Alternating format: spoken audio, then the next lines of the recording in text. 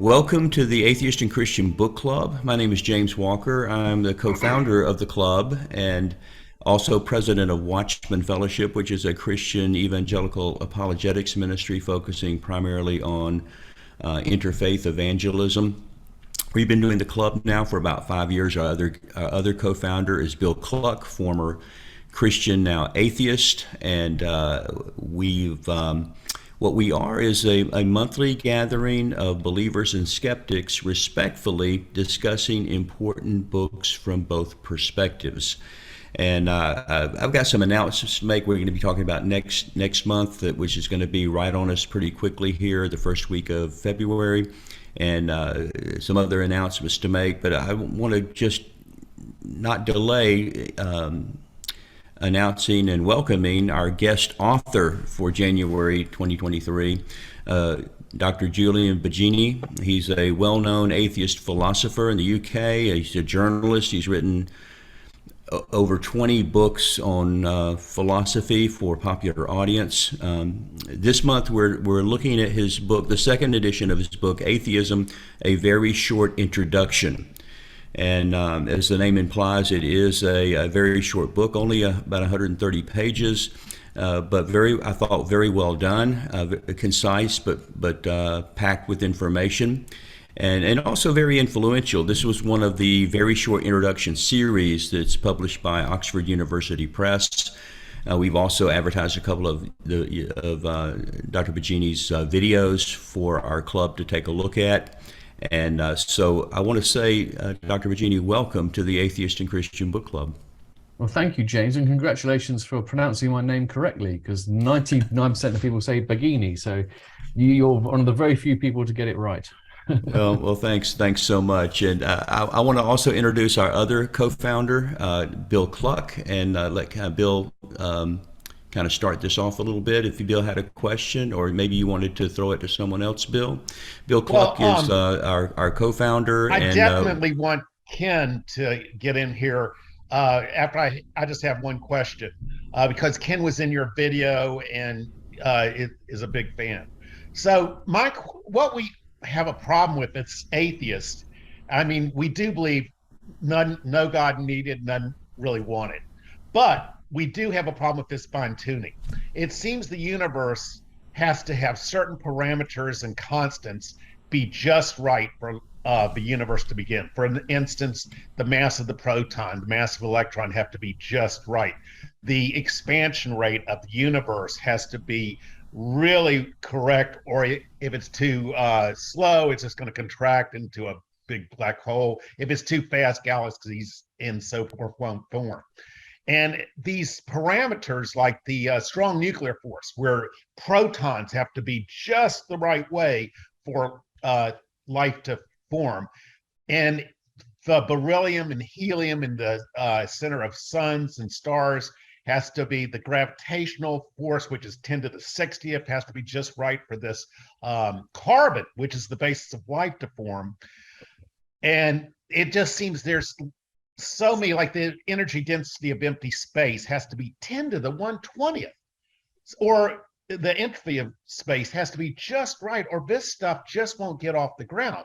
So can you explain why, how do you feel about the fine tuning? Do you think it is a defeater for theism, or for atheism? For atheism, right. Yeah. Well, okay, so I mean, first of all, I think it's worth pointing out that I think that a lot of people, thoughtful believers and non-believers, we like to think that our views are entirely thought out and we can rationally justify all of them. But as a matter of fact, I think that one of the sort of unacknowledged features about being a reasonable thinking human being is that we actually do depend much more on the expertise and knowledge of other people than we perhaps like to acknowledge. And I think in this case, I don't feel I have to fully understand this, because it seems to me that all the serious sort of scientists who look at this, who don't already have a theist conviction, don't find this a challenge at all. I think it would be very hard pressed to find, you might find one or two, but 99% of people who've studied these things didn't come across the fine-tuning argument and go, oh my God, this is unanswerable, I better become a theist, right? So people who understand physics and cosmology much more than me are not moved. So I find that a reason not to be too concerned. But the general approach is, I just find this kind of argument is peculiar, because first of all, in terms of probabilities, can be extremely misleading, and unfathomably improbable things are happening all the time. Okay, now there's a little bit of a disanalogy here as well, because let's say there's a lottery taking place across the whole of the global population, which is what at the moment? What's it at the moment? How many billion are we now? Are we 6? Just something like that. Yeah. Okay. Whoever wins that lottery, 6 billion to 1 chance. That's amazing. That's hugely improbable. But someone's going to win it. So you don't need to attribute anything but chance to the fact that that person has won the lottery, even though it's unfathomably improbable. So in other words, hugely improbable things happen, and you don't need to explain why they do. Now, in the case of like the universe, I mean, I'm a little bit, I suppose the limits of my understanding is that I can't really quite understand how you work out these probabilities, because, first of all, are they about probabilities? Maybe someone else can answer this. Is it about probabilities, or is it just about how exact things have to be, right? Because these aren't quite exactly the same things. But let's say there is and I also don't know how you can, because the thing about probabilities is they are weighted against certain outcomes. So you toss a coin, and for every on average 1 in 2 times it comes up heads, 1 or 2 times it comes up tails. There's got to be some sort of baseline frequency to make sense of it. So let's say that the universe, which has life in it, is 1 trillion to 1 probability. Again, I don't know what's being tossed, what coin's being tossed 1 trillion times. Okay, so that's why it's a little bit confusing. But even if that's true, it means that if there's enough time or opportunities, eventually the 1 trillion to 1 universe is going to come into existence. And therefore every single living person in that universe is going to be an extremely improbable being in an extremely improbable world. And they would all think the same thing. And yet there's no need to attribute anything to that other than chance and probability.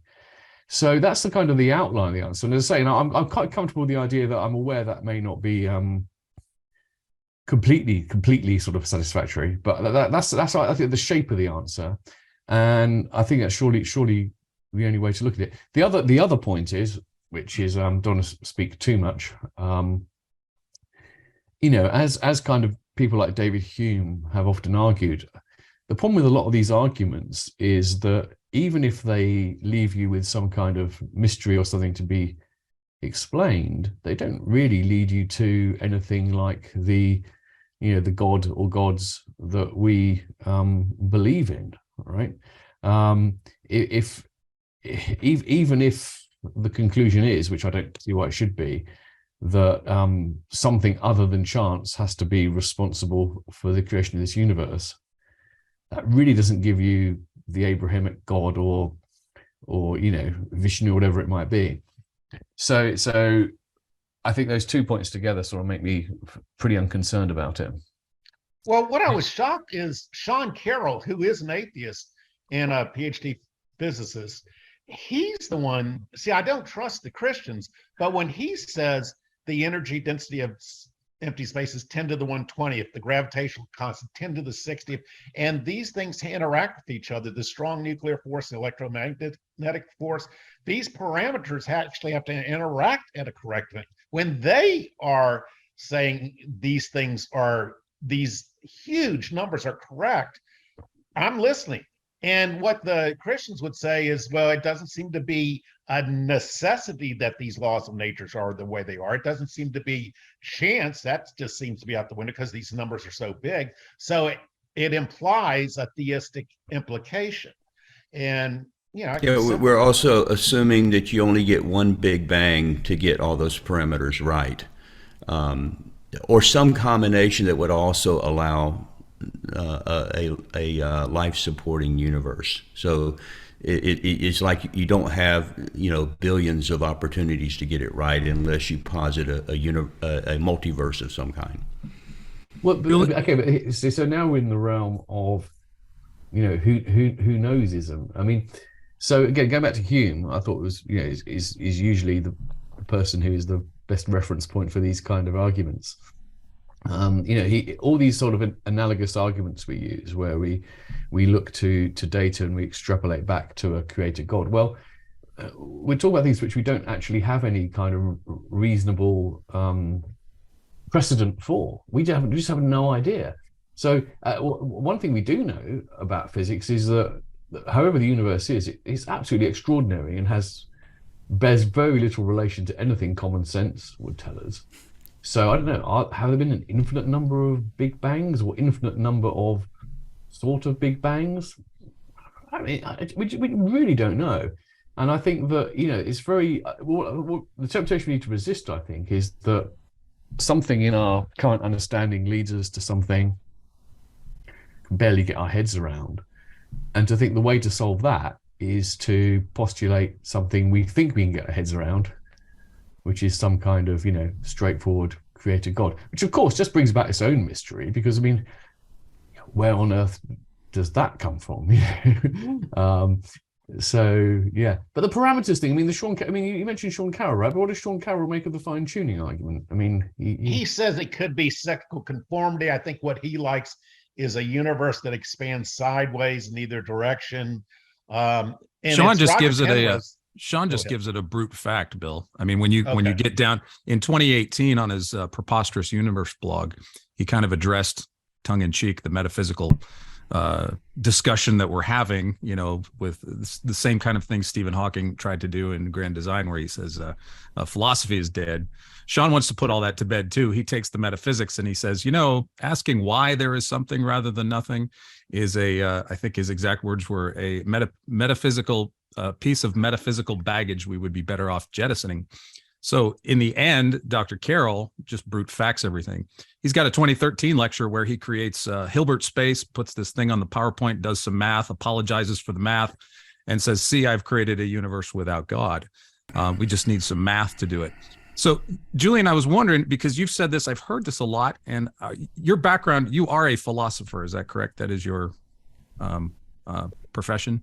It depends how you define philosopher, right? There are some people. No, I mean, I'm not being silly. There are some people who claim that these days, professional academics owns philosophy, and so to be a philosopher and not being an academic is not to be a philosopher. Obviously, that's historically not the case, right?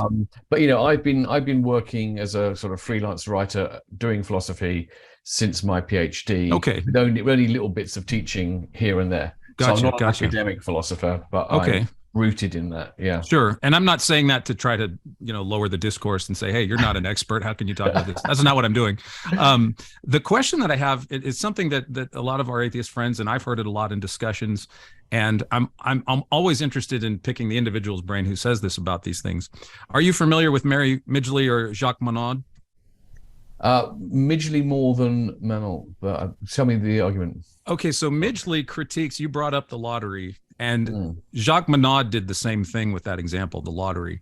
And I don't think Midgley was a theist. She might have been sympathetic to theism in general, but as a philosopher, I think she was agnostic. But she picks apart Monod for that analogy in saying that Monod, in order to explain what we have, I don't know if she's going after him he was a biologist, I think. But anyway, he's explaining the complexity through lottery winning, similarly to what you did. And she says, well, Jacques' problem is that he's introducing an analogy that is replete with design and sentient intelligent agency. And she points out, the currency that you need for lotteries, the law, people that play the lottery, the rules that govern the lottery. And her argument is that that Monod is sneaking in intelligence, but then denying it at the same time in order to make the argument. How do you see Midgley's objection in relation to all of that? I know it's just an analogy, and no analogy is perfect. But when we do have analogies that do bring in these ideas and concepts with intelligent design in them, in order to sort of maybe explain away by chance or something how the universe got here, but we're using analogies that have intelligence in them. Am I making sense? Does that? Yeah, and I've come across things like this before. Okay, so let's go carefully on this. Well, similar things, of course, were said about Darwin. Because Darwin created, talked about selective breeding, I believe, and used that to kind of explain how just by things could happen by chance, and so the problem. I think there were a couple of problems here. Okay, so Midgley, of course, has this total bee in her bonnet about metaphors and how people don't recognize they are using metaphors, and they don't recognize what they mean, etc. But I think that does make her sometimes a little bit, like the hammer that thinks everything's a nail. It seems to think that's always the sort of key to sort of like finding out why someone's wrong. Because the point is this: it's not analogy really. It's giving an example. The point about taking a lottery is it's a very manageable example we can think about, which gives us a understanding of how probability works. Okay, that's the purpose. So the point of using that analogy is nothing to do with the fact that the analogy is something, the lottery is something designed by human beings. It's just a very nice example of a chance, right? So having sort of understood how even if something is very, very improbable, it will happen if there's enough opportunities, and whatever is the result of that improbable thing is going to think, my God, how improbable it was me. That's the point. And that transfers over to domains where it's not a lottery taking place, but just whatever random processes are in the universe. So I think the short answer is the lottery aspect of the analogy isn't the key point. The key point is not is a designed lottery. The key point is just to simply talk about the way things work where there are very high improbabilities, and a lottery is just a nice example of that. Now, but you would say, I think her deeper point is not only just that, and I'm paraphrasing her because I haven't read her in a while, but the idea that you don't have even a chance analogy with the lottery without sentient intelligent agency that gives rise, that culture of sentient intelligence that gives rise to the ability for us to even make a chance argument, like mathematics, for example, that without sentient intelligence, we don't have even the possibility of chance, because the chance seems to be an artificially created aspect of our intellect as well. And I think that's her deeper point. I may be misunderstanding it, but if it is, I don't understand that, because you can't have a concept of chance without creatures able to form concepts. You have all sorts of things before people have got a concept for it. So I don't see why you need creatures capable of this before there could be any such thing as chance in the universe. I mean, that seems a strange argument. So maybe she didn't make it. Maybe we're not getting it right. And again, it may be more me interpreting Mary than Mary. But follow up, and then I'm done. We can move on. The other question I had is chance and probability seems to be invoked as a kind of causal principle, as though maybe chance or probability or the mathematics, that there's causal power for these things to generate a universe. It seems like we're just dealing with the mathematical probability of the possibility of a universe like ours. But are you suggesting that somehow chance or causal agency of some kind actually has the causal power to bring about a universe? Or we're talking two different arguments here. You're not saying that chance actually created the universe. You're just saying absence of what I know. You know what I mean? Does that make sense? Are you arguing that chance is the cause of the universe to some degree? Well, Okay, so I think let's be careful how we phrase this. Yeah, Well, definitions. I wouldn't say chance is the cause of the universe, but one could say that whatever caused the universe was a matter of chance. Okay. Do you see what I mean? I do. I think I do. Yeah. I think I can more or less say that. But I mean, look, I mean, one thing. So can I just sort of make it sort of like a sideways, sort of like almost meta point about this? Because I think this is quite interesting. Because I wasn't sure what we'd be talking about when we came on today, and I mean, it may just be.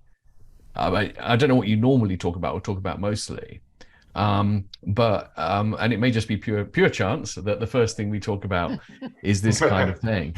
And I don't know, I suppose I find it slightly puzzling why it is that so many people on both the Christian and the sort of atheist side of this debate, it seems like they spend a great deal of their attention is on the the philosophical intellectual arguments for the existence of God and the creation of the universe.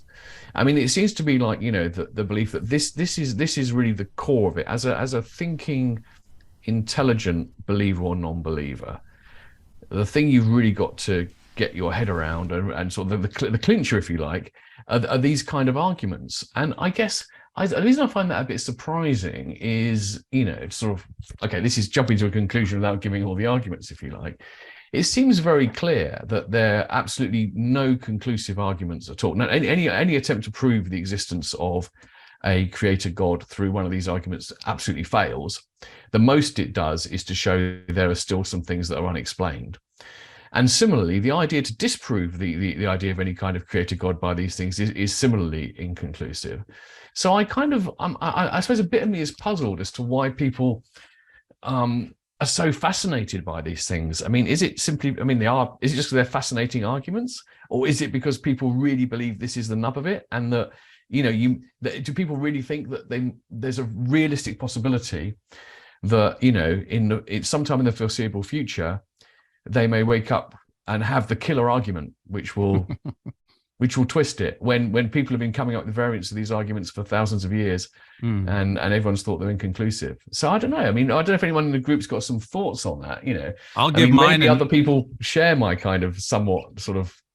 I'll give mine, and then I know that we'll have a variety of different opinions, but I think from a Christian perspective, of course, I think that being, and I'm sure you're familiar, I'm going to assume you're familiar with Christian theology, the concept of the Imago Dei, so created in the image of God. For lack of a better analogy, we were hardwired to ask and to investigate these questions. I think of Psalm 111:2, which is over the door of the Cambridge lab, put there by James Clerk Maxwell. Great are the works of the Lord; they are studied by all who delight in them. And I don't think that's just the physical universe, but philosophical questions as well. Because philosophy is the love of wisdom, and the Bible has a lot to say about love and wisdom, which I think are found in the person of Christ, in whose image we are created. And so that's why we discourse on these things. But that's my opinion. Thank you for your answers, Julian. Thank you. I concede the floor to further discussion. Let me do this if I can at this point, Julian. I want to reintroduce you to Ken Daniels. Was this a decade ago, Ken? How long ago was that when you did the video with him? It would have been in 2004, and it wasn't like we were in the same place together. Right. They just hired after the fact. film team to come out there. There was a BBC crew that came from Wales, I guess it was. Yes, right.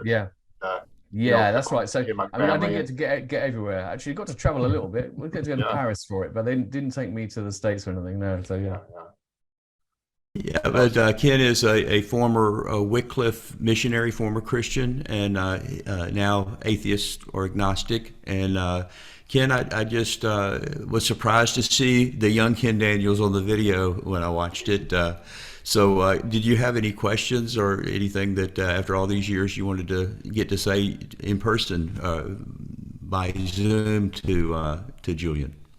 Well, I was pleasantly surprised to see that Julian was going to be coming to join our club, because I was impressed with his presentation in the video itself back then. And just the congeniality that you exhibit in the way you present yourself.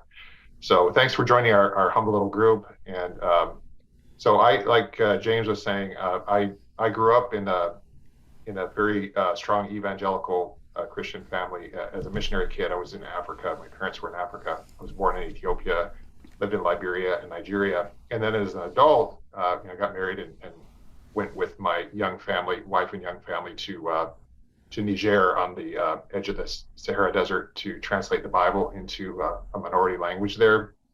It was while I was there reading the Bible that a lot of doubts, especially about the Old Testament, crept up, and so it got to a point where I couldn't live with the doctrinal statement of the organization I was with that said that you have to believe in the inerrancy of the Bible and sign off on it every 4 years. You have to sign off on it. So I got to the point where I said, I just can't do this anymore, and so came back to the U.S. and became somewhat of a deist for maybe a year, and then an agnostic, / atheist leaning agnostic, which I've been since then for the last 22 years, I think.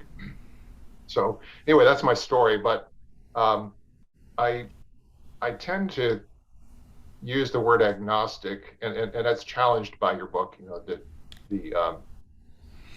I track with what you're saying about, I really don't think there's a God, but I like to keep that possibility open to make it sound like I'm open-minded. And that's kind of how I like to present myself. And the word atheist is a little bit dirty, especially in the US. But I have been reading a book by a biblical scholar, Dale Allison. He's a liberal Protestant. He teaches at Princeton, professor at Princeton. So he's not a flaming fundy by any means. He doesn't think that, he thinks that Jesus was wrong when he predicted that he would come back in that first generation, for example. So he's willing to admit, there's big problems in the Bible. He's ambiguous about whether Jesus rose physically from the dead or not. I have respect for him because he seemed like an honest Christian, more honest than a lot of people that I could compare him with. But he wrote a book recently. His most recent book is called Encountering Mystery. And it's a compendium of a lot of different anecdotes of people, that have experienced things that seem to be unexplained, like near-death experiences. And you alluded to that in your book as well. So a variety of different experiences, and just the sheer number of them, and the reputability of a lot of the people that he brought into the picture, and even his own experience. He had an experience that seems very, very puzzling. It doesn't seem like something it's not a miracle, but it was something that's just doesn't fit with a mechanistic universe, so to speak. And if y'all could indulge me for a minute to let me read this anecdote, because I was struck by it because it was first person. This is a Princeton full professor at Princeton writing this. Let's see if I can bring it up real quick. Had it up. Okay, here it is. I just wanted to get your take on like the oddity of it. I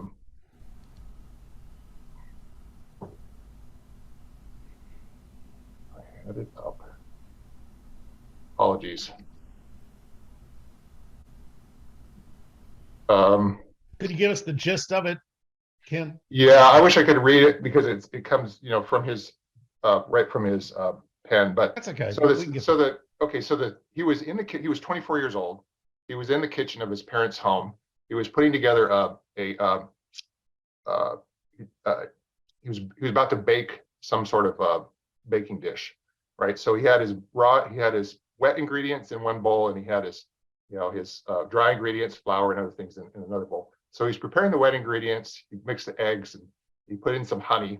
And as he poured in the honey, a little bit of the honey dripped on the side of the jar. So he cleaned it up, set it to the right side of the sink. And then he realized, okay, well, I need to get some flour. So he goes back to the pantry. He picks up a tin of flour, and suddenly it became heavy for him, heavier than, just instantly heavy. And he dropped it as a result. And the lid popped. And and as he reached down to get with a measuring cup to get the flour, it hit something, and it turned out to be a jar of honey. And it had flour caked on it. as if it had been wet, just recently wet.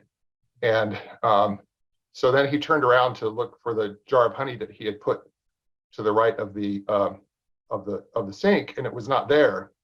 His mother was sitting there the whole time, next to the kitchen, and he asked if she had seen.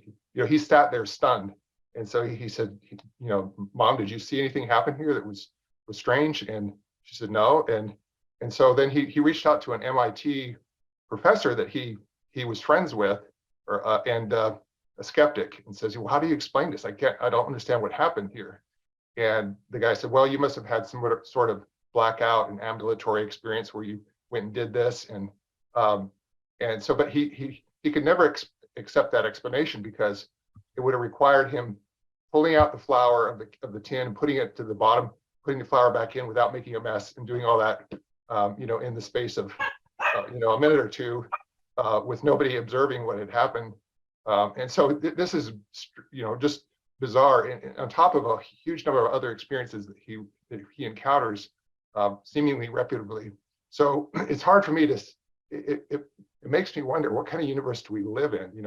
I'm a skeptic. I've been a non-believer for many years, but these types of things actually challenge me to think, well, what's going on here? So I'm just raising this as kind of something to you. How would you process something like that?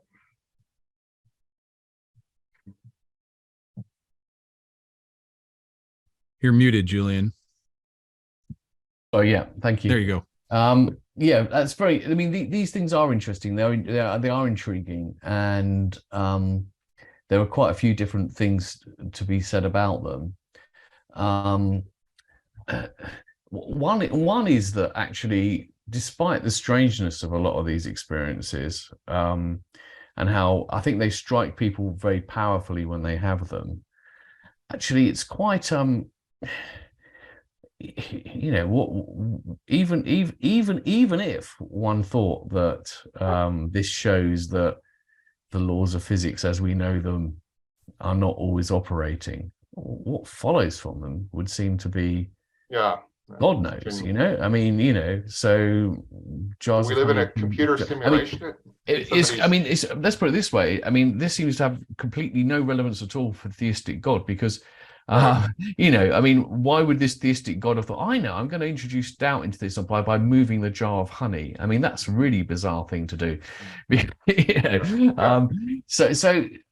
the other thing is that, again, the conclusions people draw from these experiences are almost invariably deeply culturally conditioned. You've never yet heard of anyone who, having previously not known at all about Christianity, having experience of being their heart touched by Jesus Christ, right?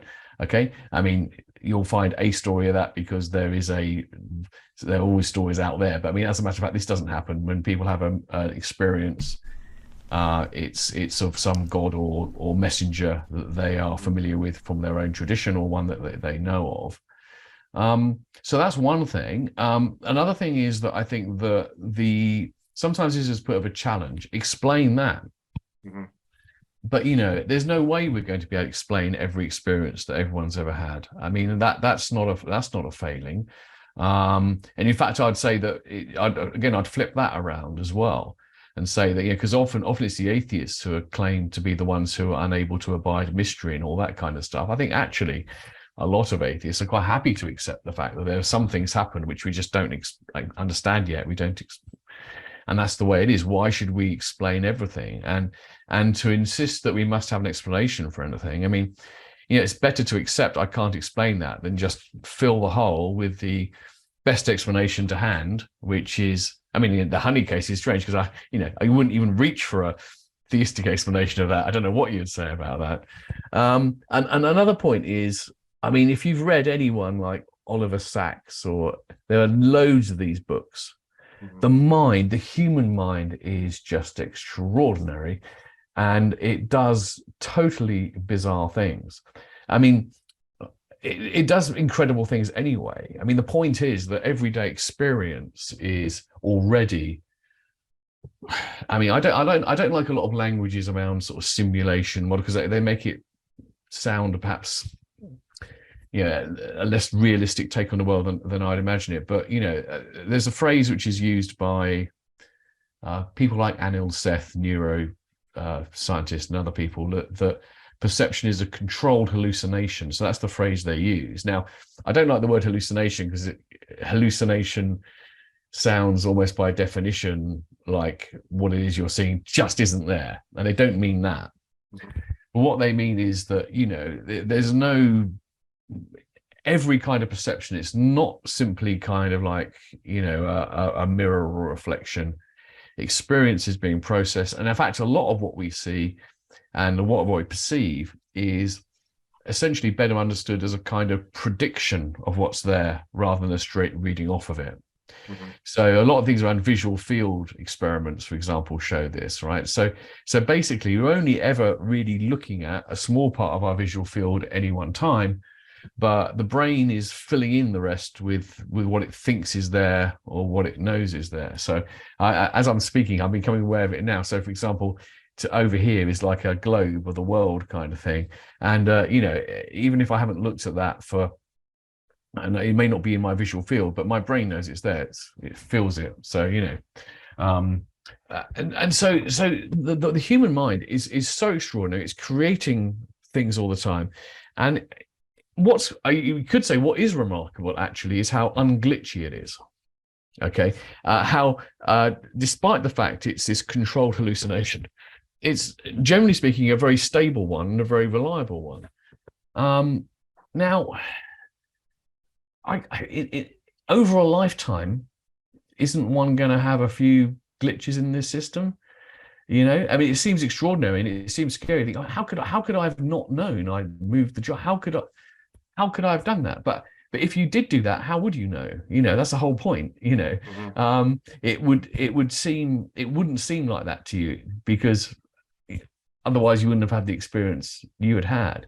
I mean, deja vu is of course the everyday example of that. And I think, deja vu is a very odd experience, but most people can kind of understand. We kind of know what's going on with that. And we kind of know that it doesn't mean what it seems to mean. And we're okay with that. That's very, very mild. But even so, that can be uncanny enough. And so I guess, without being able to explain the details at all, which I don't think one should have to, by the way. I don't find it remotely surprising that over a lifetime people would have some very, very weird experiences. Now, final thing to say though is this: that do any of these experiences suggest that there might be ways in which the universe works which are quite profoundly contrary to what the current consensus is on the way the universe works? So in other words, could there, for example, be a transfers of information from the future to the present? That's one possibility. Could there be ways in which information can travel faster than the speed of light, for example? Could there be ways in which, is it possible that actually sometimes the death of someone the other side of the planet can in some way affect someone? These are the common people say, I had this really funny experience, and then I later learned that was the moment that people died. I think that I'm pretty sure that most of the time the explanation for that isn't what it seems. But is it possible? And I think in all those cases the answer's got to be well yes, we can't rule it out. Let's not whatever. But I guess the point I'd want to say is though that again, like a similar point to what I said earlier, really. I mean, even if these things are true, you've got to take huge leaps to go from that saying, and therefore, and then leap to some kind of conclusion about creator gods, designer gods, theistic universe, etc., right? A lot of things about the universe could be much stranger than we think, and they don't necessarily imply that. So that's a kind of several different kinds of responses there. Yeah, I mean, that's in line with what I was thinking as well. I mean, the thought popped in my head. I know there are some reputable philosophers who think that maybe we're in some sort of a computer simulation. Yeah. I know they're a minority, but it's like, well, maybe there's some sort of, entity that's just playing tricks. Let me move this on this curse, you mean, drag this over the honey jar into the, into the flower tin or whatever, just to, to play with these people. But it just seems truly bizarre. Exactly, indeed. And I suppose the reason I don't find this challenging for the kind of broad position I take, because I think, I think there's a lot of issues actually. The key thing is to sort of be in the right ballpark and not to sort of like, worry about whether you've got every detail right. But is there any level of experience that could tip the scales? I mean, a certain number of experiences experienced by certain reputable people that would ever possibly tip the scales in favor of a kind of a less than mechanistic universe or a naturalistic universe? Well, okay. Well, let's go to that in a second. But the point about, just sort of before I do that, I just want to exhaust the point about, what it says about the sort of, theist or non-theist or religious, non-religious thing. I just don't think any of this stuff. I mean, when any of these possibilities comes up, even goes to fine tuning or what we started with, not entirely mechanistic universe, etc., etc., etc.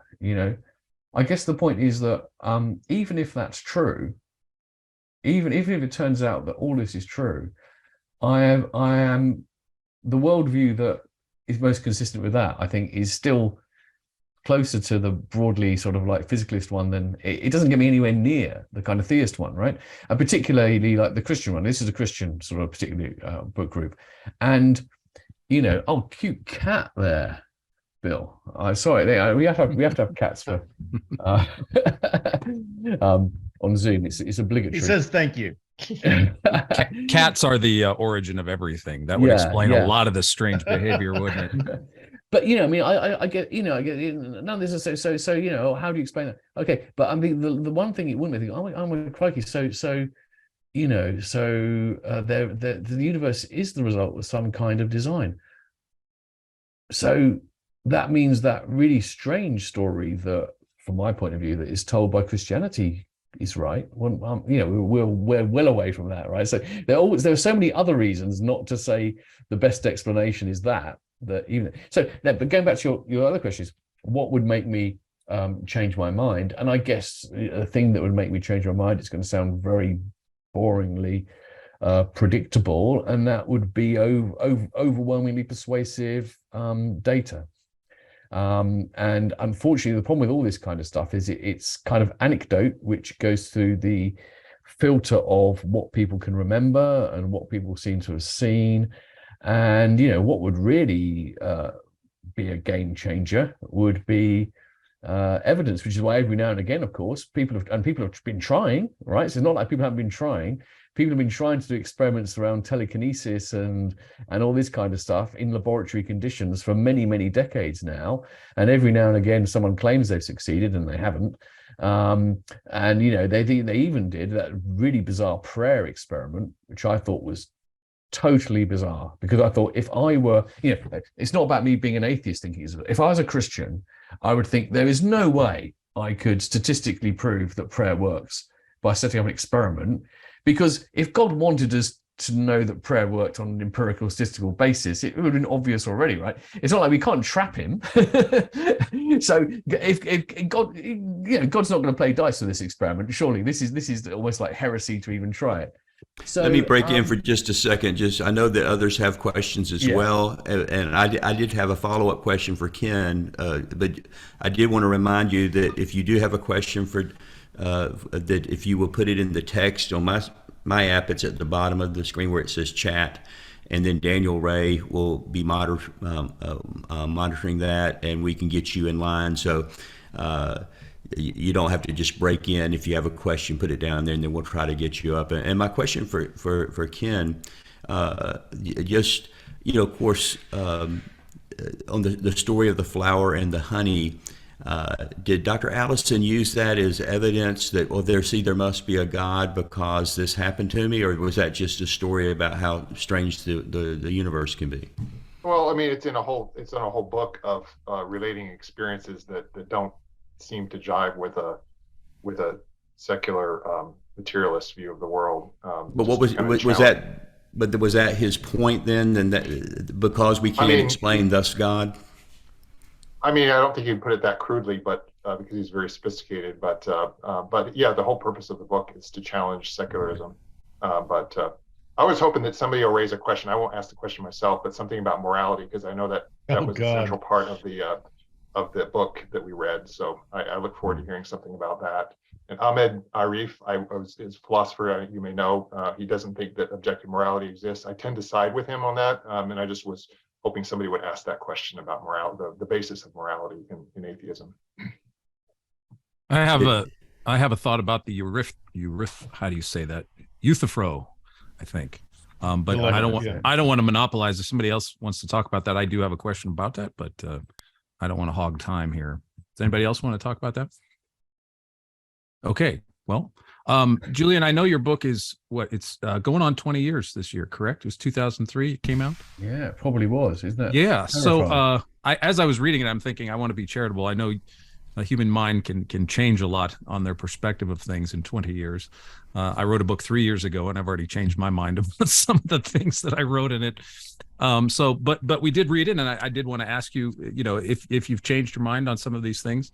But the chapter on morality, you talk about the Euthyphro dilemma from Plato, I think it is, and conclude that in terms of God, if he's defining morality, or if he is some kind of source of morality, you want to see, you argue that morality is disconnected from God. So my question is kind of twofold, because I think it's on page, I want to be sure it's right, page 55 in the book. You talk about if morality is grounded in God, then morality is arbitrary in that sense, or goodness is arbitrary, I think is what you say. And then on page 55, you had, and I'll just quote you so I'm not misquoting you, paraphrasing.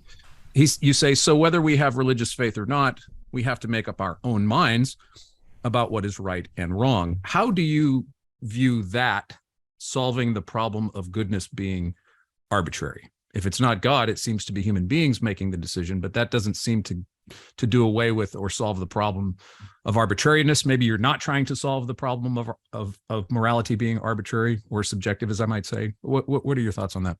Okay, so so this does relate to the question someone else wanted to ask, and so I'm looking at the chat here. So Mike, thanks for joining us. Don't worry about being late. Sorry if it's difficult to pick up, but we're starting a new topic at least. Right. Okay. So this is such a big issue. I want to work out the best way into it. Okay. So if you go back to Euthyphro dilemma, or however you pronounce it, and I don't know how to pronounce ancient Greek. Probably no one does, but right. Anyway, what's interesting about that is that it's quite popular as a kind of a sort of gotcha argument against the idea that we require a God for morality, but some people take it to have a more significant conclusion in a way, which is that there is some kind of objective morality that implies morality is objective, because in order to say that something is good, one needs to have a standard of good which is independent from not just from God, but from anything, and therefore goodness has to stand somehow independently from an, as you put it, an arbitrary choice or any kind of agent whatsoever. So some people kind of want to run away and sort of like have the view that morality is objective in that sense. Now, so going back to this thing about the choice point on, I think you said page 55. Yes. The point about the choice thing isn't to say that you can choose what is right or wrong and it will make it so. It's simply to make the point that that you have to make a decision about what your judgment is over right or wrong. And you may well be, in making that choice, trying to judge what is. You may have the view that right and wrong is an objective matter, but believing that right and wrong is an objective matter doesn't save you the pain of having to work out what is right and wrong. Okay, so let me see if I understand you correctly, because I think I was misunderstanding you based on what you've just told me. The quote on page 55 is you're saying that as human beings, whatever the source of morality is, we are subjected, it seems, to being forced, if you will, for lack of a better word, that you're just saying that we have to make this decision, whatever the source of morality is.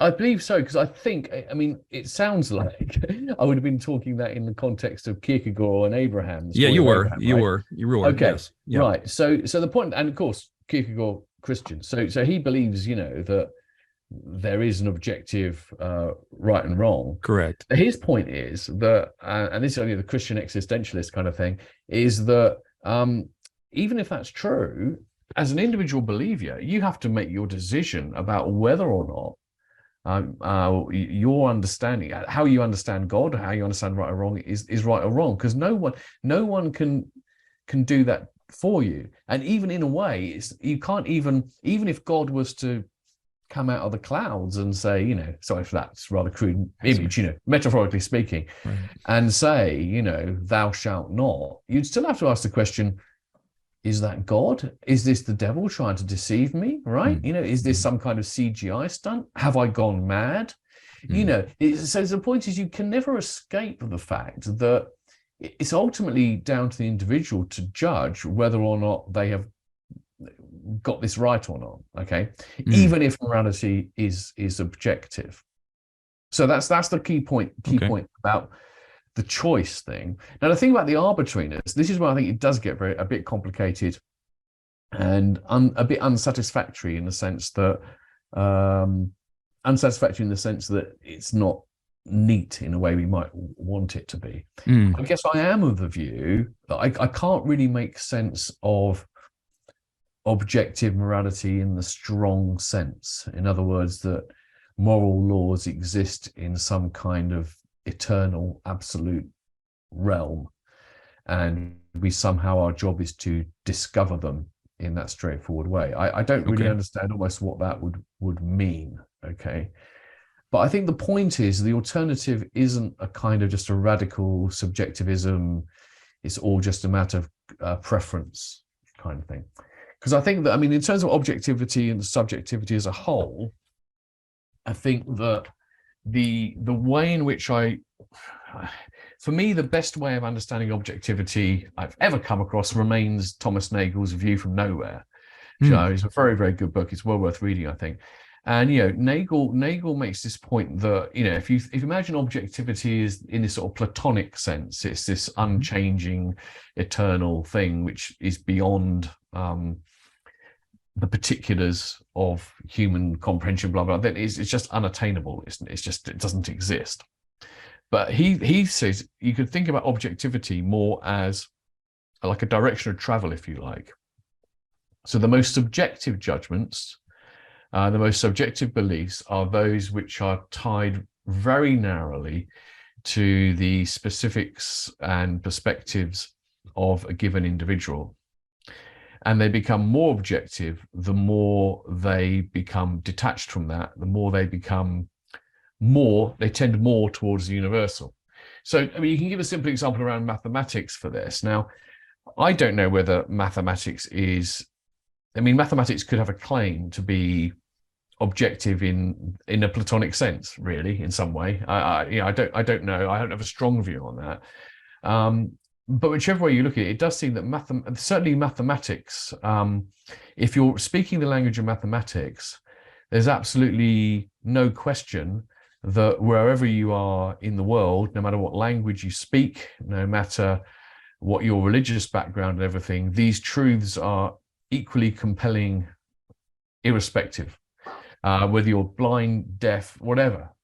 And we also, I think, have very strong reasons to believe that if there are non-human high intelligence creatures out there are non-human intelligent creatures, obviously, on Earth. But if there are intelligent forms of non-human life of sort of comparable lines to us or greater, that they would understand mathematics in the way they do and would more or less than, their notation may be different, etc. So that's kind of the ultimate high degree of objectivity. So I might be going a bit around the houses here. Now, with morality, I think, although I don't think you can have moral laws with that kind of objectivity of mathematics, there are there are, how can we put this? It can't be entirely arbitrary what we decide is right or wrong, because right and wrong has to sort of like there are certain facts about the world. There are facts about suffering, and there are facts about people's capabilities, and there are facts about what enables people to thrive, etc. And these just are facts. And that therefore, you know, there can be, let's put it this way, there can be no real way of making sense of the idea that pointless suffering is good, right? Pointless suffering has to be bad on any understanding of suffering bad and pointless, really. And that's not objective like mathematics is, but there's something to that. And I think that the extent to which we become more objective in morality is that I think that, yeah, as we understand each other, the way human beings work, the way other animals work, etc., the sort of certain things become, yeah, more evidently, more objectively kind of good and bad in that way. That is, so I know that sounds very vague, and it is a bit. Well, we've got a short time, but that's a good explanation from that perspective. I want to open up the floor to more questions from our participants here. Parks, I saw you had something in the comments about empathy. It kind of follows along suit with what Julian just said. So if you'd like to follow up and ask Julian your question about empathy. Sure. I'm very new to the group. This is my first meeting, so welcome. Yeah, bear with me as I try to understand how things work. But thank you, Julian, for being with us. Yeah, I wanted first to make sure that I understood what your kind of your moral theory is before I ask the question, because if I misunderstood what it is, then my question might not really make sense. But from reading the book, it sounds to me like when you're talking about morality, you're saying, okay, as human beings, we are social animals, and throughout our evolutionary development, cooperation and a concern for the well-being of others has been a significant part in maybe the success of human development.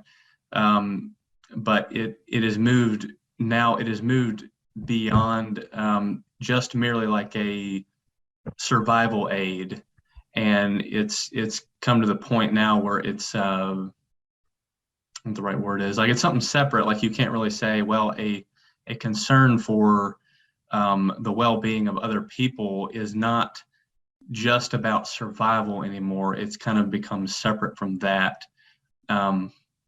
And it's something that when we think about the basis for morality, at least a significant part of that is our ability to empathize with other human beings and recognize their value, and that should be that should inform how we think about morality. Have I understood that right? Yeah. Thanks, Park. First time for me too here. So we're in the same boat. Yeah, I mean, I think broadly speaking, that sounds accurate to me. I suppose that the for someone from my broad point of view, we're always aware that what we have to say about the basis of morality sounds perilously. Sounds a bit perilous in the sense that the foundations of morality are not anything that kind of stands on any kind of strongly objective kind of grounds, and I think that's just that's just the way it is. Why would anyone be moral in the first place? And well, if it's through fear of punishment or through hope of reward, actually doesn't seem to be very moral, right? Because that's not moral anymore. That's just self-interest. Okay. So I think that kind of thing doesn't really help us. I think that so the thing about the origins is that there are all sorts of things about the way human beings are which can be explained in terms of our evolutionary and social history. But that's a story about how we got to where we are. Where are we now? Where are we now is we are creatures. When I say now, I don't mean I mean probably the last couple of thousand years at least. I'm not talking about now in that very specific sense. We are able to have this, for want of a better word, empathetic understanding. We know from our own case what it is like to suffer. We know what it's like to be happy. We know what it's like to find things rewarding, to find things meaningful. And these things are complicated. We also know we're not children. So we know that life isn't, and perhaps shouldn't be, just about, la, la, la, la, happy, happy, clappy every moment. We know that a lot of the most meaningful things in life entail elements of struggle, etc., etc. Now, it's a slightly long story, but just saying we know all these things from our own case and from those that we live with. And then we know that basically human beings are essentially all the same around the world, that we're not fundamentally different in this regards. We also know that a lot of non-human animals share at least some of these capacities, right? Now, knowing all of that, you then ask the question, why should I care, right? This is why should we care? Why should these things influence our actions? And I think the tough thing, there's the hard thing, it sounds to say, is to acknowledge the fact that if that, reasons reach their end, as it were, if that isn't a reason for you to care, a logical argument is not going to persuade you differently. And this is where I think empathy is the bottom line, or moral sympathy. I mean, Adam Smith, David Hume, they talk about moral sympathy, which I think is probably a better word. If you're not moved by that, you're a sociopath or a psychopath, and there's nothing more to be said about it. We can coerce you, we can give you reasons why it might be in your self-interest to try and be nicer to people. We certainly can't give you reasons why you should engage in any significant sacrifice for other people, or et cetera, et cetera. So I think that the basis of morality on this kind of view, and it's the view of people like David Hume and people like Simon Blackburn today, the sort of non-realist view you might call it, is that if you have to accept that it's that fundamental empathy, sympathy for other creatures, which gets morality going.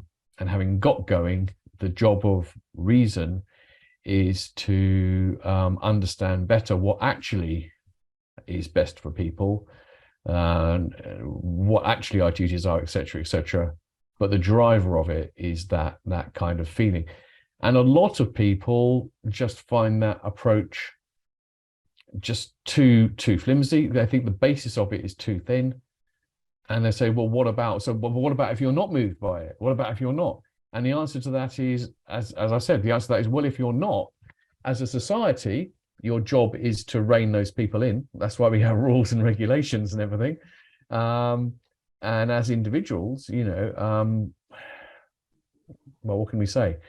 By the way, Julian, we went to the New Orleans Baptist Seminary Defend Conference, and the president of the seminary said one of the explanations we atheists give is it's just a brute fact. Sounds kind of similar to what you're saying, that maybe morality is a brute fact, because you can't win with Christians. We had Frank Turek on. I don't know if you're familiar with him, in his book, Stealing from God. And what he says is, as atheists, we are stealing moral concepts from Christianity. What do you say about that? Well, I mean, sorry, that's just. I think that is a ridiculous argument. I mean, I don't want to be rude, but it is ridiculous. I mean, we if you're from a country like the United States or Great Britain, then our history has been predominantly Christian, and therefore, quite obviously, there's going to be a lot of that heritage there. But, you know, there are large parts of the world which have not had a Christian heritage. The ancient Greeks didn't have, you know, they had their morality without Christ. You've got all over China, and, you know, there's morality in China, and there's and all the, so I mean, you know, and actually on the fundamentals of ethics, you know, there are differences across these cultures and everything, but on the fundamentals, there's a remarkable degree of agreement. So the idea that you're stealing from a Christian, I find it a ludicrous argument, actually, but it's a surprisingly common one, that we're kind of living on borrowed sort of time, and there's an alarmist aspect to this narrative, which is that, you know, we can only do it for so long because it has no foundations now. We're using the principles without the foundations. And there's a sense in which, the only sense in which that is true is, I think, that there's not a widespread kind of understanding of what ethics is and what it rests upon. It's rather taken for granted, and therefore you might worry that without that strong basis, what are the foundations? But frankly, for all those centuries in which the basis was supposedly Christianity, well, you know, it's not like people really understood how it was that this made things right. They just kind of took it as read. And I do think that in practice, actually, in practice, so much of what makes people behave well is just a form of social cooperation. It's about, you know, how we work together for our mutual benefit, and you know, these things are evolved such that it doesn't work if everyone behaves selfishly, and we're acculturated from a very young age to appreciate that. Means that, you know, in the absence of a proper rational justification for it is a lot less of a problem than it might seem to philosophers and theologians, right? And actually I'll go a bit further on that. Can I give I don't want to give Sure. My answer's too long. No, they're fine, and we got plenty of time. We have a couple of more questions that follow up from what Parks is saying. From Jody, you'll be next, and then Mike. But yeah, take what you need, Julian. Go ahead.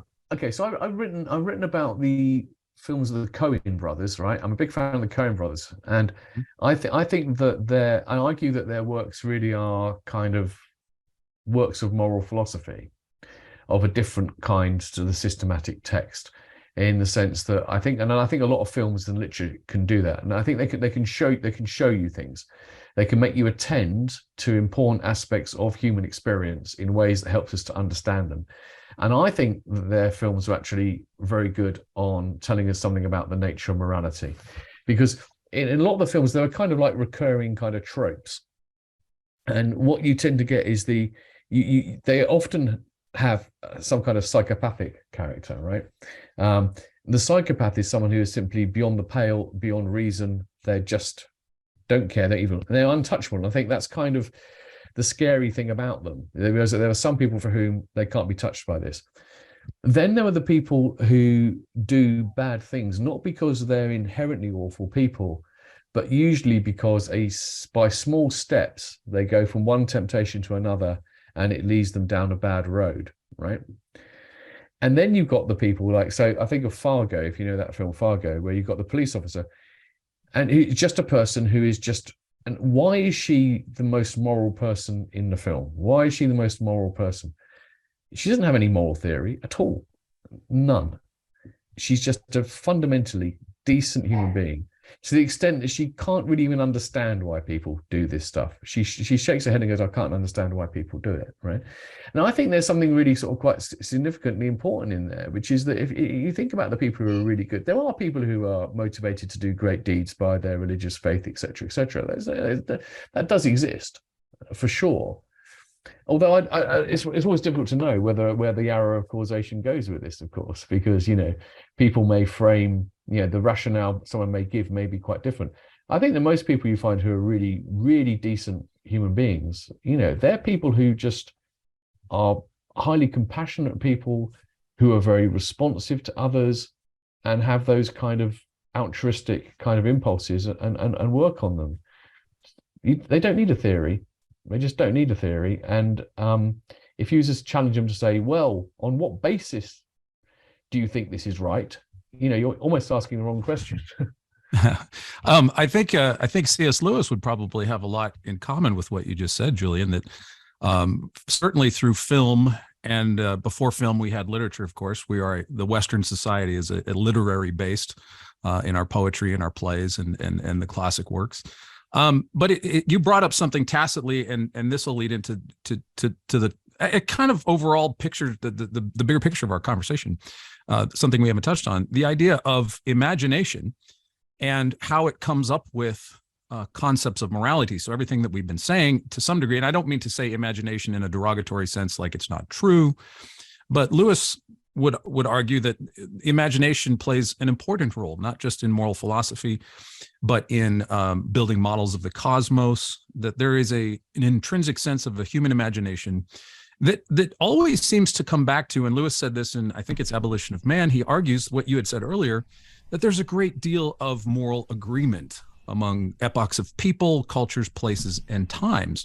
And so it requires a dimension of the moral imagination that can be conveyed through the cultural artifacts like literature and things. And so the interesting thing is, and I don't think naturalism has a sufficient explanation for this, but my premise is, and you can speak to that, and then Jody, you can ask your question about what you have. But from a naturalist perspective, Julian, what do you think best explains the agreement that we find, like in the Coen brothers with the, I think it was, you mentioned Fargo, she just intuitively senses that this is, why do people do these things? And I would think that as Lewis's argument, this is Lewis's argument more than it is mine, just what you think of it, that if Christianity is true, we would expect to find, when we are putting our best theological, philosophical, scientific imaginations forward, that there are tinctures of gospel truths, even in pre-Christian times, like with Plato and Aristotle, going all the way back to as far back as you want to find it, that there seems to be this titanic struggle between these psychopaths, good people that do bad things, and then just people that are naturally attuned to goodness, like Jesus and the Samaritans, right? To go and do likewise. And the Jews were furious because the Samaritans seemed to intuitively know what to do right, and the Pharisees didn't. But anyway, the moral imagination, from a naturalistic perspective, how do we explain the cultural similarities over people, times, and epochs through literary cultural expressions of morality? I don't know if that question made any sense, and if sure, not, it does. But I mean, I find it hard to think why. I mean, it seems to me the explanation for these commonalities is much more straightforward, on the basis that we're all the same species, and the human condition is pretty similar. And the other thing about that, though, is to the extent to which, I mean, to sort of postulate that Jesus was the revealer of the fullest articulation of eternal truth, and that therefore one would expect to see echoes of that in other societies. I mean, it's a very Christian-centric thing. I mean, you can imagine, you can make that same argument for other religions, couldn't you? You could say something like, the fact that, the Buddha had the most complete articulation of the right way to live can be proven by the facts that we see echoes of these teachings in all cultures, because, there are these similarities. So if the premise is that there are these similarities across all cultures, then I don't see why one moral theory, which happens to share them, should say, so this is evidence that ours is the fullest articulation. A common human nature and the similarity of the human condition, I think, explains it a lot better. And it also explains the differences, though, too, because this is one very interesting thing, is for all these similarities, there are differences, right?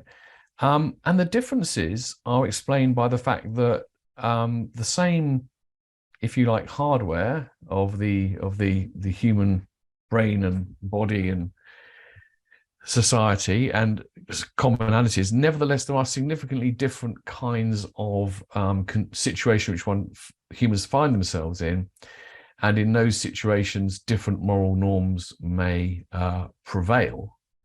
For practical reasons. So here's an example, and I can't remember the two, so I won't give you the two groups, but I think the example was Patricia Churchland gave this example, and I think I've got this right, that she was saying in Inuit society, lying is seen as a particularly, deceiving people is a particularly bad thing to do. I mean, in all societies, lying is kind of bad. But in the Inuit society, I think she was saying it's particularly bad, and that's because it's so the resources and the harshness of the conditions mean that cooperation is a life and death matter, and that telling little lies about things can be extremely costly, and therefore it's a particularly bad crime. Whereas there are other societies which are perhaps, I can't remember the one she used, might be in a hunter-gatherer type society, where actually, they're cooperative societies, but hunter-gatherer societies actually, traditionally at least, they're the ones that are left are finding themselves with not enough territory to live on. But the whole point is that it was actually quite easy. They ate things which were there all the time, and so it was, and they could gather. You could always gather enough to eat. It was always there. And that therefore, there wasn't that same sort of imperative, that not to sort of mislead, a little lie here, a little wouldn't be as serious. Now, that may or may not be an accurately described or a true example, but you can imagine how different conditions you find yourself in, different kinds of society, different things have graver or less serious consequences, and therefore the morality of them changes. Infidelity is I think sexual morality is very interesting from this point of view as well, because I think the fact of the matter is that sexual morality has basically, until very recently, been very tightly explained by the fact that there's a very obvious consequences of sexual intercourse, right? And they're very serious ones. And so the close regulation of that had a very, very important sort of social function. And we're in a situation now whereby whether people like it or approve of it or not, with a combination of contraception and in many countries, many states, but not all anymore, in America, abortion as well, the consequences of sexual intercourse have become generally a lot less serious. And that I personally don't think society's worked out what this means yet, but it's working it out. But one thing it is working out, most people have therefore concluded that it's not so important to regulate who people have sex with than it has been through most of human history, and that could be entirely reasonable thing, right? We shouldn't have chosen that example because perhaps it's too controversial, but there are all sorts of things whereby so you've got a common human nature, universals of the human condition. We have to live with each other. We want to have meaningful relationships. We need to cooperate, etc., etc. But exactly all the variables of this are different in different societies, and so that way you'd expect to see a large degree of similarity and connections between moral systems, but also a certain amount of diversity depending on their different histories, different backgrounds, different ecological conditions, economic conditions, and so forth. And that seems to have a very, very naturalistic explanation, I think. Okay. Let me do this Julian, before we go to that question, Bill. I've got just a short poll. I'd like to request everybody help us out with. It's just a self-identification poll. Would you best self-identify as atheist, agnostic, Christian, theist, or other? So I'm going to put that up right now if you guys could help me out. And then Bill, did you have a question? Yeah, real quick. I like what you said about there's other religions that have different views on morality and so forth. But you're familiar with Alvin Plantinga said that the difference is Christianity is properly basic. It's like beauty or truth. You don't have to explain it. You don't have to justify it. It's just Christianity is properly basic. Therefore, the default is Christianity. Does that make sense? Well, to the extent that it makes sense at all. But I didn't think Plantinga thought only that. I thought he thought that any kind of claim to religious belief like that could be claimed to be properly basic. Okay. Isn't that right? I thought he said Christianity in particular was properly basic. I think, as I understand the logic of his argument, the idea is that we all have to take certain things as properly basic. So properly basic is meaning that they are beliefs which we're entitled to hold without further justification, right? And that we have such properly basic beliefs about the existence of the physical world and et cetera, our own minds, and that I thought it was legitimate for certain religious beliefs to be there. I didn't think he thought only Christians could claim their belief to be properly basic. I might be wrong. I thought it was that he was saying the belief in God. Yeah, I don't remember remember it being Christianity. Yeah, I might be wrong on that. Yeah. I think the details of doctrine aren't properly basic, but Okay. belief in God is. Jody, you want to unmute and ask your question? Yeah, thank you for being on the program. I apologize. I just found out about you today, so I didn't get a chance to read your book, but I will try to read your book later. But my biggest problem of people that don't believe at least in a creator is, and obviously I think we both have to have faith. I have to have faith that an intelligent designer created the universe, and I think atheists would have to have a faith that it didn't happen. But how would you explain how something came from nothing, and then on top of that, if that actually happened, then that something which is non-life turned into life? I mean, it seems like it, all the, the cells, everything looks designed. I think even a lot of atheists and agnostics would admit that this universe looks designed. The cells, the plants, it looks designed. And, like if I'm in a truck right now, and I don't know who made this truck personally, but I can tell that it had a creator or an intelligent designer. I can look at trees and see that they have an intelligent designer. So how do you go about in your worldview of explaining that? Well, 2 points. I mean, first of all, about faith, I actually don't think that they're equivalent, actually. Reason being that when people make the equivalence argument that everyone requires faith, it seems to me they can only be making the general claim that nothing can be known with absolute certainty, and therefore to believe anything requires, in a sense, to go somewhat beyond what the data provides. But that claim is sort of like becomes a little bit trivial. And in fact, I think it goes against what has been the dominant idea of faith in the Christian tradition. So if you go back to, I think I might talk about it in the book, if you go back to the story of doubting Thomas, right? The whole point about doubting Thomas is that he only believed that which he had evidence to believe. And he believed that the evidence suggested that people don't rise from the dead. It just doesn't happen. And so he didn't believe. And the point is that a person of faith is willing to believe in Jesus's resurrection without having to physically be shown the body. So the point about faith there is it goes beyond the evidence to postulate an actual existence of something otherwise that wouldn't be there. To not believe in God is not to have faith, because it's to say, I only really believe in the things that there's strong evidence for, which is the existence of the natural world, the universe, etc. And I don't have belief in anything else. Now, so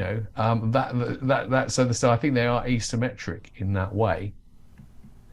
But the point about, design, you said there's evident design anywhere. I just say, the quick answer is no, there isn't actually. And again, I go back to David Hume about this. So, Hume was reacting to Paley's argument about the watch. You find the watch, you go, well, and if the universe is much more complicated than that, surely blah, blah, blah. Well, Hume's point is this, look, you find a watch, you find a truck.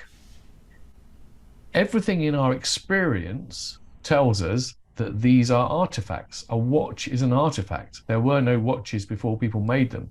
There were no trucks before, post Henry Ford and the invention of the internal combustion engine.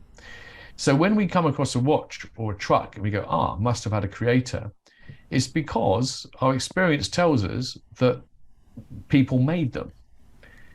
What about when you come across a cell or a bird or a flower, whatever it might be? We have no prior precedent at all for what ultimately created them. We do have one thing we do have evidence for is that they are not artifacts. They grow. We know that they grow, right? So we know that. So that we can say with evidence. the ultimate origin of them, that's hazier. We now have the theory of evolution.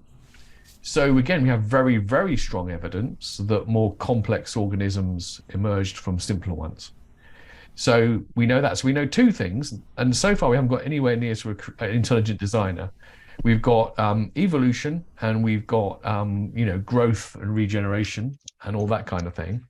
So when you get to the point of trying to postulate a designer, you're going way back to the origins of time, the origins of the thing, of which we have no experience whatsoever. So we have no comparable rationale that we do with the watchmaker or the truck. We know for a fact trucks are made by people. We don't know for a fact at all what ultimately brought the universe into existence. And so going to that question, well, how then do we explain something coming from nothing, whatever it might be? Well, actually, I don't even know if that's the right question. I don't know whether something came from nothing or whether something has always existed. But the point that I can't ultimately explain that, I don't think postulating God helps us otherwise, because you're postulating God, you're saying God is the thing which has always existed. How do you explain that? You don't. By the way, Julian, we had Stephen Meyer on, Mr. Intelligent Design, the Discovery Institute, and his argument is there's no way life could have originated without divine implications. For instance, if you have 150 amino acids, and to form a protein, and the C's and the G's and the T's and A's have to be implies intelligence and order and so forth. It's like a code. And to get just one protein, is the probability of that happen from these 150 amino acids is 10 to the 77. So his argument is because of the improbability of just a single protein, forget even a cell, is so insurmountable that it implies God. Does that make sense? It makes sense, but it seems very weak. I mean, if that's so compelling, why are the vast majority biologists are more likely to be atheists than pretty much any other scientist? Sure, yeah. Why aren't more biologists persuaded by that? It's because it only sounds impressive. I think it sounds impressive if you. I mean, it doesn't sound impressive to me at all. 10 to the 77. I've got no idea how many rolls of the dice, to use that metaphor, nature takes, right? Well, I mean, he compares it to a bicycle lock. If you have 4 combinations in a bicycle lock, well, that's 1 out of 1,000. But when you have amino acids, you have like a 10. If you have a 10 bicycle lock with 10 digits, then you're really got a lot of combinations. It just seems too insurmountable when you have the homochirality problem where all these amino acids have to be left-handed. You have to have a semi-permeable cell wall. It just seems that the origin of life is just insurmountable without God intervening and getting this thing off the ground. Well, again, I think the seems is doing too much work here. Seems to what? I mean, I think sometimes people are too impressed by ironically, by the limits of their imagination, given that atheists are accused of being people who have an intolerance for mystery. We are returning, in a sense, to this discussion we had right at the beginning about these probabilities and all that kind of stuff. Vastly improbable things will happen if there are enough chances for them to do so, right? And this doesn't seem to, serious biologists don't seem to have any issue with the fundamental problem here. And and who knows, and also this is a big hostage to fortune argument. Someone may well be able to create life from nothing in the lab with inorganic matter, even in our lifetimes. Who knows? And then the idea that you can say, but that's a designer, right? That's a completely finite human, right? If a completely finite human could do it, then I think Mike Cahill has a question. He's been patiently waiting. Is he still with us? Did he take up? Mike, are you still here? If you're still here, he's there. Okay, he left. All right. But it's because the biologists are willfully suppressing the truth because they want God off their backs, right? Ooh, good point, Ken.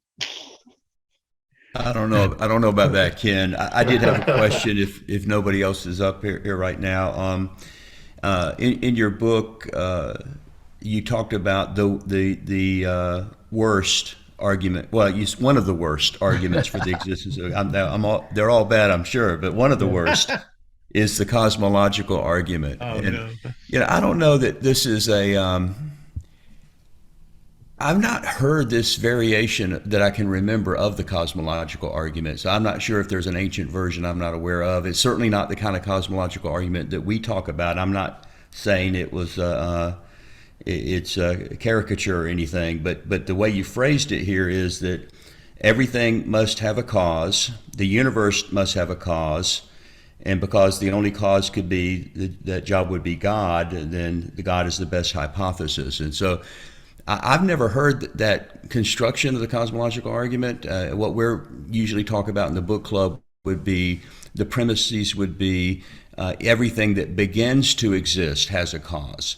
The universe began to exist, therefore the universe must have a cause. And that beginning is very, very important, because if you have a steady state model of the universe, which was pretty much general consensus for maybe at least back to the ancient Greeks, certainly throughout the Enlightenment and beyond, then you really don't have a problem. You do have an eternal universe. But the cosmologists, we had the author of A Universe from Nothing, Lawrence Krauss, was one of our guest authors. We talked about this. The problem is very few cosmologists would ever hold to this eternal universe model anymore. So they would all hold that the universe does have a beginning. And this goes back to causality and, the idea of a magician pulling a rabbit out of a hat. And if the universe didn't exist, and by that you mean matter, energy, space, and time, we know that the magician, the rabbit really is there. The rabbit didn't come out of thin air, out of nothing. But with this model, you lose everything. You don't have a rabbit, you don't have a hat, you don't even have a magician. You just have the entire universe popping into existence out of nothing. And of course, Krauss's whole book was dealing with that. But that, I think, variation of the cosmological argument, or the Kalam cosmological argument, I think is much more nuanced than this idea that everything that exists has a cause. God exists, therefore God must have a cause. And you're back to the old canard, who created God? That's not what we're talking about at all, at least what I'm talking about when I'm talking about the cosmological argument. And James, I want to back you up on this. I want to steelman your argument by saying that I think Julian dismissed the existence of God by saying that, well, you would have to require God to exist by the same token that you have to require the universe to exist. But you're saying the universe began to exist, but by definition, God always existed. So it's asynchronous. In other words, you're making an argument that about the God, that the universe, you don't have to make about the universe. Thanks, Daniel. And I would add to that, in the Middle Ages, the theologians talked about this ex nihilo concept of God, that God created out of nothing, and that was, pretty much ridiculed by the scientific world of the day, because everybody knew that matter can neither be created nor destroyed, and the universe was eternal.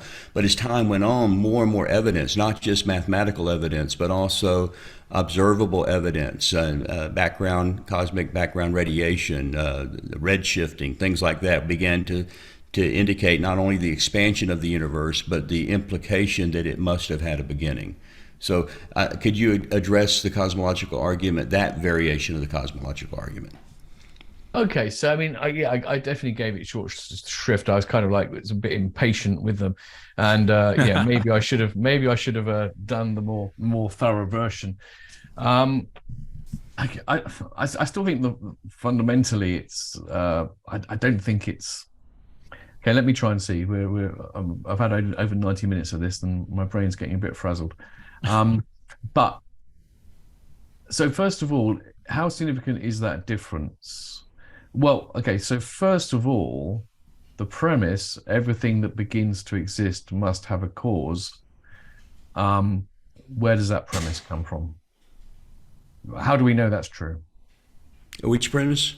I'm sorry? Everything that begins to exist must have a cause. Well, that's pretty much basic causality. That's foundation of science. I think we could brute fact that pretty that consistently. Historically, it was a fact, because natural science tells us that everything that it doesn't say about the universe itself, everything within the universe that begins to exist within the universe has a cause of something else within the universe. So the brute fact we have a reason to believe is about what causes things to exist within the universe.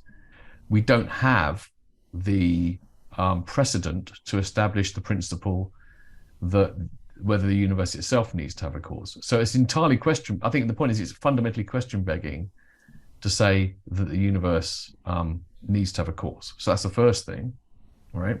Maybe it doesn't, I mean, it's either way, it's mind blowing, right? I mean, and it's equally mind blowing that eternal God existed without any cause. That's mind blowing, right? So I think intellectually speaking, I don't think it's any intellectually more satisfying to postulate a God which existed forever and didn't have a cause than it is to postulate a universe which existed without cause. So that's one thing. The other thing is that the universe, of course, it depends.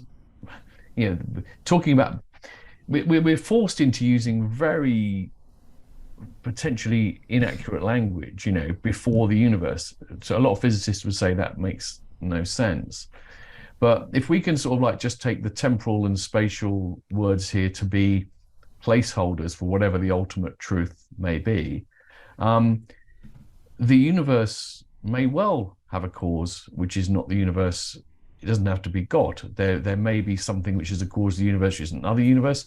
There may well be, at the ultimate level of reality, some kind of, So our universe, you're right. I think that's my understanding. Physicists would say that our universe is not eternal. That's fine. But beyond that, is it part of, in some other sense, some kind of eternal reality? We just really don't know. So it seems like we've got no strong grounds to insist that the universe must have a cause. We have no precedent for it, and even if it does, to say that God is that cause is just to fill that hole with a familiar sounding thing. I mean, who knows? Well, I think the reason, and again, that doesn't necessarily get you to God, and it certainly doesn't get you to the Christian concept of God. So I would agree with you on that. But the reason that it seems to be powerful is you would think it would have to be a sufficient cause.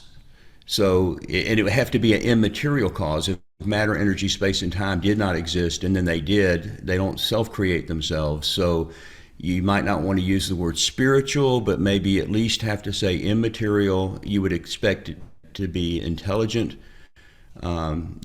powerful. I mean, there would be certain attributes that you think would naturally come out of the ability to create a universe out of nothing.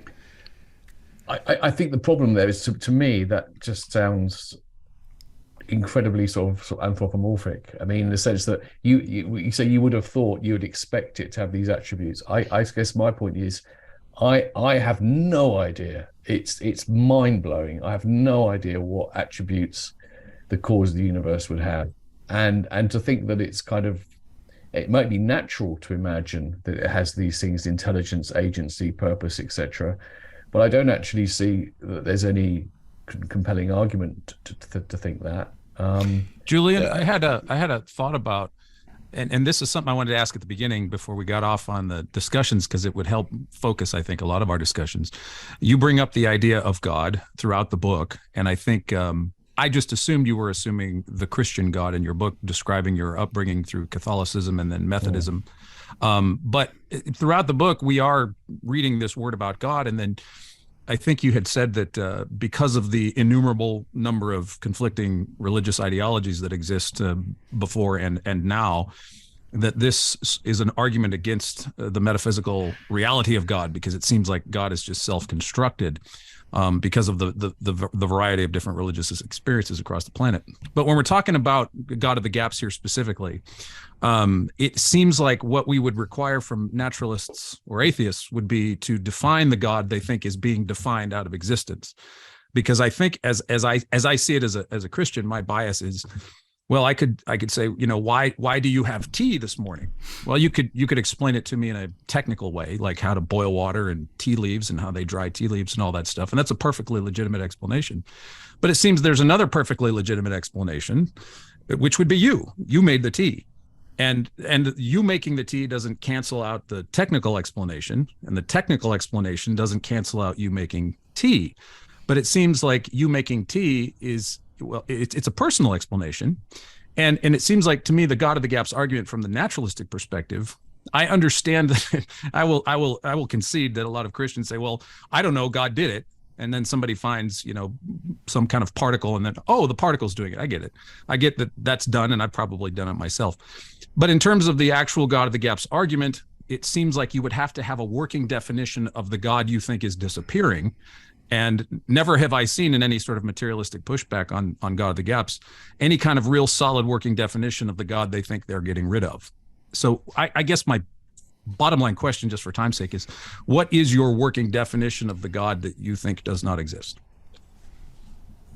Well, I covered it briefly. My ability to multitask is limited. But I just noticed a comment from Jonathan's iPad. Jonathan's iPad is obviously very intelligent because it gets to ask questions. And it says the point, about the universe for the universe. At some point, you need something eternal. Okay. God or otherwise. But I think that's the point, God or otherwise. Even if we were compelled to agree that something must be eternal, saying that's God seems to be, because, you can call it the word God if you like, but what most people mean by God is not just whatever is eternal. It's something which is purposive. You have a personal relationship, etc., etc. Mm-hmm. Now, I don't think though, to go back to Daniel's point, I don't think we need to define the God which is being defined out of existence, because it's rather saying that there is no need or justification to hypothesize any kind of divine agency there, and one can keep that really broad. I don't see why one needs a specific definition, because the point about the God of the gaps argument is to say that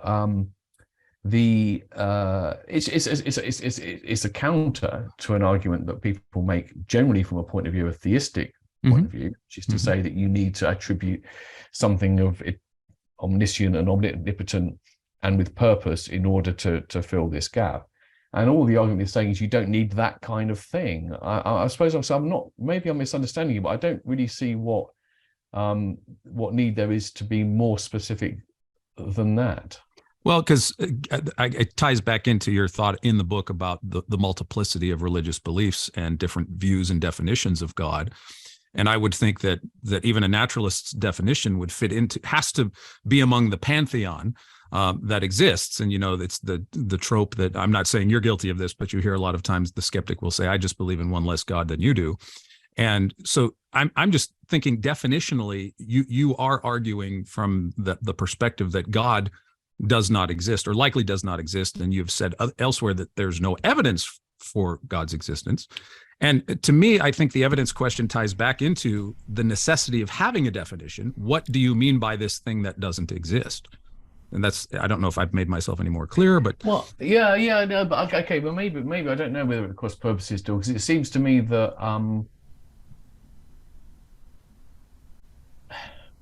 okay, let's make a simpler example, which is cruder, and it doesn't apply exactly, but I think to make the logical point, okay, you say there's a creature in the fridge, and I look in the fridge and there's no creature there, and I say I've looked, no creature in the fridge. You say, yeah, but have you defined the creature you're looking for? There are lots of different types of creature and all that kind of stuff. Okay, that actually might not be a silly question, because I might say, right, sorry, okay, there might be microorganisms in there. I didn't look at that way. So, okay, fine. Is that what you meant? Okay, but if someone says it's a creature, I say, what do you mean? I don't know, but it was a thing. It was like, it was jumping around on the butter. I could see it, and then it isn't there. It's not there. Julian, would it be fair? Would it be fair to have to state your position as saying that it's really a denial of the supernatural. So that would really eliminate kind of any kind of God, whatever kind of definition you want to provide. Would that be a fair way of saying it? Well, broadly speaking, now there are people who come back and say that they have sort of a naturalistic conception of God, right? So there are ways of talking about God as some kind of natural agent. But I think that's then you have to get into debate about that. But I think you're right. I mean, the basic, of course, for people who haven't read the book, the basic thrust of the sort of the framework, the framing of the book is to argue that although in principle atheism could come in many number of forms, and there are many different kinds of atheism, as a matter of fact, most of what we call atheism is really what we would call naturalism, and therefore is a belief that the natural world is all that there is, and that so that's basically what it is. And the way we call it atheism, the denial of theism, for historical reasons, because we live in a culture where theism has been dominant, so it's defined negatively, but actually the worldview can be described positively. And although it's true you could find people who are atheists who are not naturalists in that way, it's a kind of like that's what the vast majority of them are. So that's the kind of point. So from that point of view, it's an argument for naturalism, which says that there's no supernatural entities of any kind. If someone wants to come back and say, like in the fridge case, yes, but by creature I include microorganisms, then you've got to go, okay, well, I don't know how to test for that. If someone comes back and says, oh yeah, but my God is not supernatural, my God is a natural thing, then we need to ask more questions, right? Yeah, good point. I had a question for you. If you did have sufficient proof that Christianity was true, would you then be willing to worship God, worship Jesus? Well, it's one of those really difficult hypothetical questions, right? Because you're saying if I had to have proof that Christianity were true, sufficient to you. Yeah, okay. I suppose there are huge different forms of Christianity, right? For a start. So I mean, this could become tautological in a sense. If I were persuaded that the forms of Christianity which require the worship of Jesus Christ are true, then by definition I would worship Jesus Christ. This is just a prediction, right? In the same kind of way that I'd say if I became convinced that it was morally wicked to eat any kind of animal or animal produce, would I become vegan? The answer is yes. Right? Well, it's a difficult question. I've been asked the reverse version of that. If I had sufficient proof that there was no God, would I be able to, reject Christianity publicly, let's say? And I know the correct answer here. I mean, yes, that I should, but would I? You see, that's a volitional. It's not an informational issue. It's a volitional question, and so that's kind of what I was getting at. Yeah, no, I do accept that, and I think that it's an interesting one because I think that atheists, agnostics, the self-image is one of people who just follow the evidence, and therefore, although they can't possibly imagine the evidence is ever going to persuade them that they should bow down towards Jesus any more than they should, submit to Allah, that if that were the case, they would do it because they're people who follow the evidence. I think there is a suspicion from the other side because, of course, a lot of believers think that one of the great sins of atheists is pride and an unwillingness to kind of, acknowledge the power and authority of the Almighty. And there's they sometimes see atheism as a kind of defiance of God, a refusal to believe in God, which I really think that's not true. And I get a bit cross when people say that, because I say, look, I tried really hard I actually was a practicing Christian in my teenage years. I tried really hard. I didn't not want to be a Christian. It's just that I was led there. David Hume said a similar thing, by the way. When David Hume started to have doubts about his religious faith, he says he read and read and read, looking for the arguments that would, save his faith, and he only reluctantly eventually gave up. So I would agree with you, but add to that I think pride is a human condition and not an atheist condition. Yeah. Okay, well, that's good. That's good. So I suppose the point is that there's a serious point you're making is that it's very easy to tell oneself, I would just follow the evidence. Because it's so hard to imagine making that change, does that mean that, you know, could it be the case that my kind of pride would make me impossible for me to do that? And I think what's difficult is that, I mean, the point, to be honest with you, there are certain forms of religiosity, probably not primarily Christian ones, but, you know, some Christian ones, which of the kind of non-literal kind, of the kind, and which you know, I find very attractive in lots of ways and very sympathetic to. You know, and a bit of me would love to sort of go to church every Sunday, you know. I mean, I used to go to church as a teenager. Church is a nice place if you've got the right kind of church, right? There are some nasty churches, unfortunately, but, you know, there were loads of really nice ones. Loving communities, supportive. You feel you're there for a divine purpose. A bit of me so there's a bit of me which would like to do that. Well, I just can't imagine becoming the kind of Christian who had that kind of literal belief, who thought that the Bible was, you know, divinely inspired and inerrant, and the kind of things that, you know, Ken was taught when he was younger. So the thing about changing minds, though, is, I mean, people do change minds both ways, so it does happen, but most of us don't. And I find it's one of the most uncomfortable truths about us as human beings, which is, for all we talk about whatever our beliefs, for all we talk about being sincere, intellectual investigators on the big issues, usually for the vast majority, by the time people have certainly got to like 30, they're settled, and they very rarely change, and that's a little bit disturbing.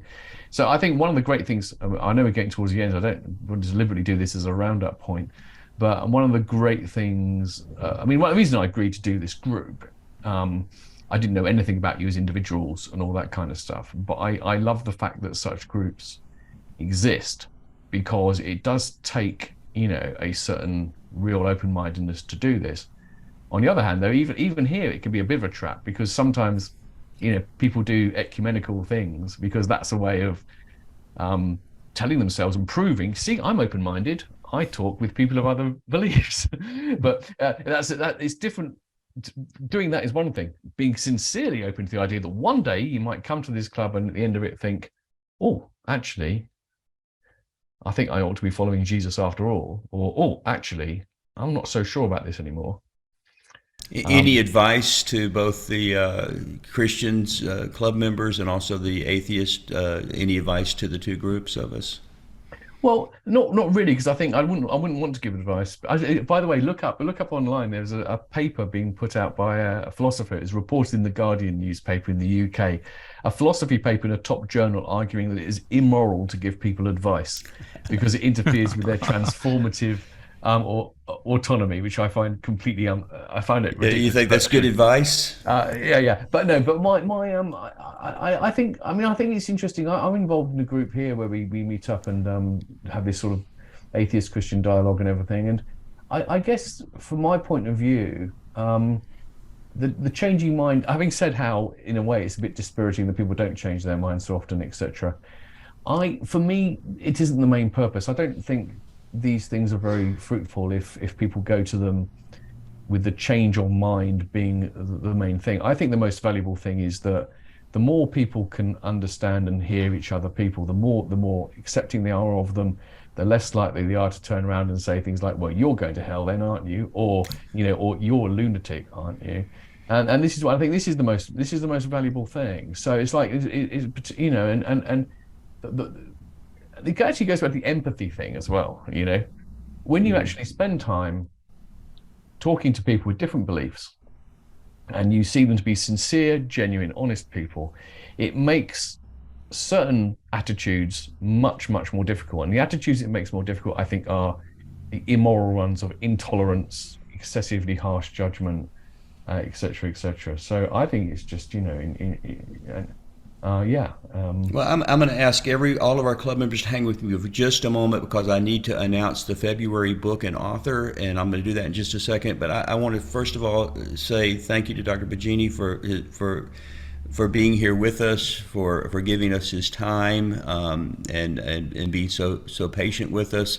You did an excellent job. Truly enjoyed the book, and my benefit from this, to me, it helps me to get outside of the echo chamber of just being around other Christians that we all agree and we feed off of each other. That in a forum like this, we get to hear the other side and not only hear reasonable arguments that maybe of things that we don't necessarily agree with. We hear reasonable arguments, but we also develop relationships and friendships. Yeah. And that's one of the things I really like. So thank you so much for being with us. Thank you. And we really appreciate your patience with us today. No. Thank you, Julian. Thank you very much, and thank you for your interesting and kind and very challenging questions. Thank you. I'll leave you bet. Bye. Okay. Thank you. Bye-bye. Well, that was a great job I think he just did for us, and I really do appreciate that. On our our next book club, February book club, is coming up almost immediately in just 5 days, and the reason is we had to move things around to get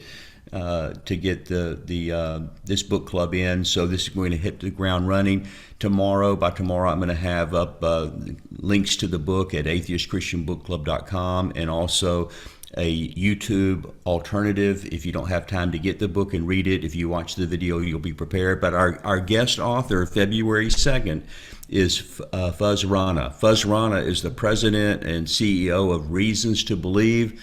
That's the Christian organization founded by Dr. Hugh Ross.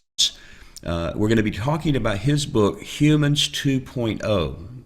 And it's dealing with this controversial theories that's called transhumanism. If you're not familiar with them, the theory, and you'll see people like Ray Kurzweil and others talking about this evidence that they are presenting that humans are on the edge of this next huge leap in human evolution to this kind of next level above human. Human 2.0 is how the book defines it, but it's this idea that that through a combination of technology and exponential advances in medicine, science, maybe combined with artificial intelligence and some kind of combination of cyborgs and robotics, that basically we are about to enter into a time of a utopia, of an extension of human life. It's called the Methuselah principle or theory, that basically endless life, immortality, is within our grasp sooner rather than later. And so Fuz Rana has written a book about this. I know it's even controversial in some atheist circles, although it's heavily promoted by a number of atheists. And so the book, again, is Human 2.0 by Fuz, F-U-Z, Rana, R-A-N-A, if you want to go ahead and grab that book real quickly. Daniel, is there anything you want to add to that description? Or no, it just, the reasons. We've had Hugh Ross on. I've interviewed Hugh. The reasons to believe, despite what you might think, is they're committed to this kind of dialogue. Dr. Ross, some of we have this ongoing discussion when we have a scientist on about old Earth, young Earth. Dr. Ross is an old Earth. I think Fuz would be the same position, but despite that there's an open dialogue there with reasons to believe. At Watchman, we've had a good relationship with him.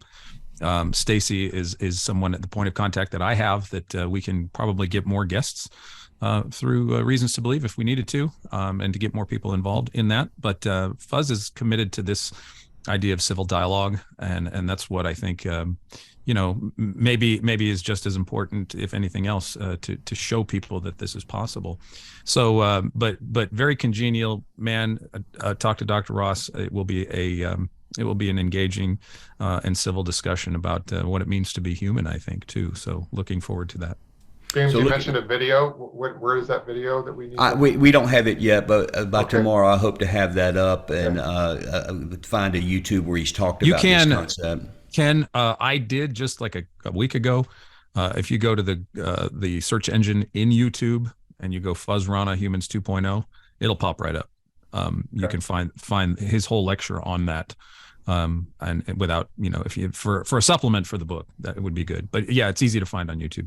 Yes, so be looking at atheistchristianbookclub.com for that information. I want to thank everybody for on both sides of the aisle, so to speak, for being reasonable, for being respectful in asking questions, in sensing that you really want to hear the answer and not just rebut the answers that are being given. And I was really concerned when we moved over to Zoom at the start of the pandemic that we would lose some of that friendship and some of that relationship that we had when we were meeting in person every month. But I'm thrilled to say that most of that stuck with us, and just hats off to that. It is a respectful dialogue and discussion, and that's what we've always intended. Any final words, Bill? Well, I went when I was in the Young Earth, Old Earth thing. I used to go to conferences about creation conferences in Lynchburg and so forth. And when I heard about Hugh Ross, I went all the way to California and met him, and just a wonderful guy, just really a nice guy. And he really is like this group. He's trying to reach out to Christians mostly, because they fight like cats and dogs, young earth, old earthers. So, and I know Daniel had a podcast with him, and he's trying to reach out and have a dialogue, and I think it's great. Just as Bill started to say at the beginning of the club meeting, earlier this month, Bill joined us at New Orleans Baptist Theological Seminary with some of the Watchman team, and we had a dialogue, a public dialogue in the chapel of the seminary on a Christian and an atheist in dialogue, and it was about the club and the things we've learned and the back and forth on that. What I consider to be the hardest, most difficult question atheists have asked me, and I talked about what that is and how I've tried to wrestle with it, and then Bill did the same. What was the toughest issue as an atheist that he's had come up at the book club? I did find out they got that videoed. We will be getting a video. At the very minimum, we'll put it up on the Friends of the Atheist and Christian Book Club YouTube group. We may do something else with it as well, but we had a blast. And then Bill went on to the controversial Dinosaur Adventureland with Kent Hovind, and sometime he'll tell us more of that whole story. I'm still reeling from his description. James, it's on YouTube. Atheist visits Dinosaur Adventureland. We will put that YouTube video on the Friends of the Atheist. You should read the comments on that. They say that he's the best atheist they've ever seen online. So you're the friendliest. See, the book club helped him learn to be a nice atheist. That's what right. I was thinking. Well, James and I, Bill. I'm sorry. James and I, when I first saw that video with you and Kent, we thought, boy, you took some edges off of Kent, and he was real nice to you, and you guys got along really well. It was like you were good for each other. Oh yeah. Yeah, we had the best of both, I thought. Yeah. By the way, at that conference, and I'm so grateful to James for inviting me. It was a great experience. And the big experience was at the lunch table. We had a group with Dr. Hell and Tim McGrew and Gary Habermas. The expert in the resurrection, just right across the dinner table from you. So it was so cool to see these guys. And then Tim said, Bill, if you want to talk for an hour before, everybody comes in, just meet me across the hall. And I went, yeah, Tim, I'm all for that. So just to be with these great scholars and to talk to them as people, and there was a book publisher, Christian book publisher, Nate, and we all just met every day because we actually liked each other, James. Yeah, and it was fun. It was fun because at one dinner we had, and you always say, I want to be a fly on the wall with so-and-so and so-and-so at the table. Yeah. But what Bill is talking about happened every night at dinner, either they're in the cafeteria or you went out to dinner. But one of my favorite experiences of that was I had dinner with James, a PhD student at New Orleans, and then Frank Turek and Gary Habermas, and we were all at the same table. It was so cool. I mean, you're just sitting there just enjoying that kind of thing. It was really fun. Well, I don't know what will ever happen, but the Christians in the room might pray, and the atheists might might hope. We'll do it that way. Have But I would positive love thoughts. to see, have positive thoughts about I would love to see the Defend Apologetics Conference host a book club. So we would have it there on the campus with 400 Christian apologists and be able to zoom in and have two, maybe both authors, have both a Christian and an atheist author on the stage, and we're interacting with that. So I put in my request, and I've not been told no. I haven't been told yes either. But anyway, that's what we're hoping for on our end. Bob Stewart, who hosted the conference, had me over for dinner. They were so nice to me. And on my right is a professor of Hebrew. On my left is his son, who's a professor of philosophy. I mean, talk about being, up against the, experts. I mean, it just is overwhelming, but they were just fantastic. Well, thanks again for joining us, and we will see you just next week on Thursday. We'll go back to Thursday night starting at 7 o'clock, and that's going to be February 2nd, and we'll see you then. Thank you.